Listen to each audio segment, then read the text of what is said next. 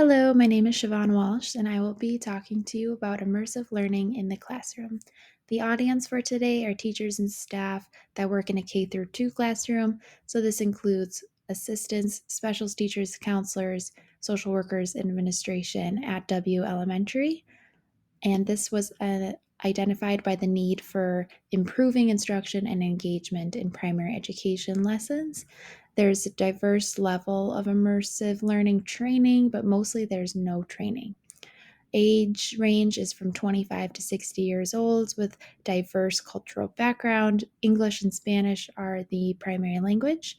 The audience is motivated to increase engagement in the classroom, and the learning style includes visuals and references to refer back to. I'm going to be talking about 3 different types of immersive learning examples you could use in your classroom. The first one is an augmented reality experience called Google Maps. So, Google Maps is an online mapping and navigation tool that provides information about geographical regions and sites around the world. It allows users to experience street view, 2D and 3D mapping, turn by turn directions, calculate routes, and much more. So, in the classroom, Google Maps could be used to pinpoint students' home address and get directions to and from school.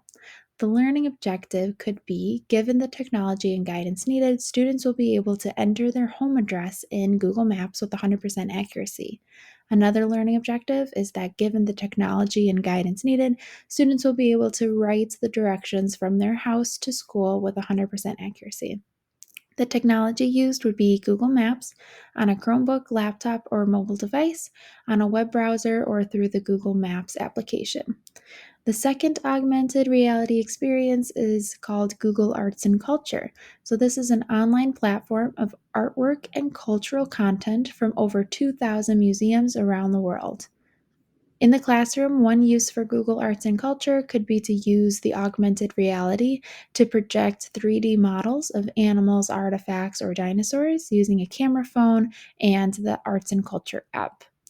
The learning objective would be, given the technology and augmented reality experience of a specific dinosaur, students would be able to describe and identify different features of the dinosaur, including the size, skull, teeth, and claws, with 80% accuracy. Technology would be the Google Arts and Culture app and a camera on a phone. The third and last augmented reality experience is an app called iNaturalist. This is an online tool used to record observations of individual living things to help each other learn about biodiversity and nature.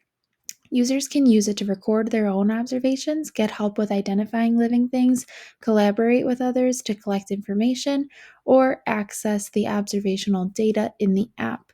So, in the classroom, students could capture photos of living things to record and identify plants and animals in their school community. The learning objective is, given access to Wi-Fi and the iNaturalist app, students would be able to record and identify 5 plant or animal species around their school community within 30 minutes. And the technology needed would be iPads, the iNaturalist app, and Wi-Fi. The design, development, and implementation plan for using iNaturalist. So first you want to identify clear and measurable learning objectives. So we did that with the iNaturalist app, being able to identify 5 different plant or animal species around the school community. Next, you want to keep the immersive learning experience learner focused. So doing a learner analysis should be done, and the learner should be at the forefront of the whole learning experience. So that is one reason why the technology of iPads was chosen. Next, you want to choose an immersive learning technology that suits the learners and the objectives. So the technology was iPads and the iNaturalist app.